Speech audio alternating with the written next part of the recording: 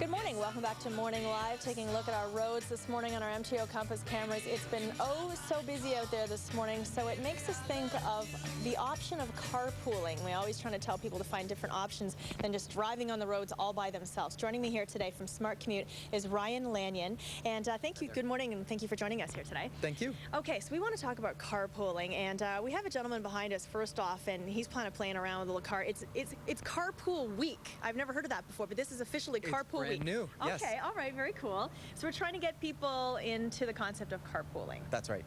So we're encouraging people to carpool. Think about some of the things that can make a good carpool. One of the things that makes a great carpool is safety. So we're doing Goodyear laser track tire clinics at some of our member employers with Smart Commute to make sure that the carpool vehicles are safe and the tires are properly inflated. I guess if you're going to ask some other person to join you in your vehicle, you kind of don't want your door half falling off and your tires to be a little worn, and you want your car to be in pretty good shape, right? Definitely. Okay. And the better shape your car's in, the more fuel efficient it will be, and the better that is for the environment as well. Absolutely. So trying to get people involved in carpooling. A lot of people, we were just saying that they just don't even want to think about it. That's not an option. They don't know anyone that's even going that direction. How do you introduce that concept to people?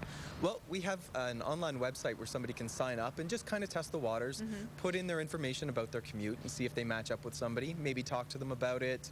And if things look like they might actually form, sit down, have a conversation, see if you really want to try it out. Do it just once, twice, see if it works for you. So it's not necessarily the person that's sitting next to you at the office. It can be, a person down the street that's working. If you're both working at Yonge and Eglinton, then why not try to get that together? That's right. Or it might even be somebody who works in the same company, but you just never come across each other. Right, absolutely, because some companies are so big, as we know, different departments and whatever. So again, HOV lanes as well, a great option. If you have another person in the car with you, you get to use HOV lanes. Yes, and that can save you up to 15, 20 minutes on your commute.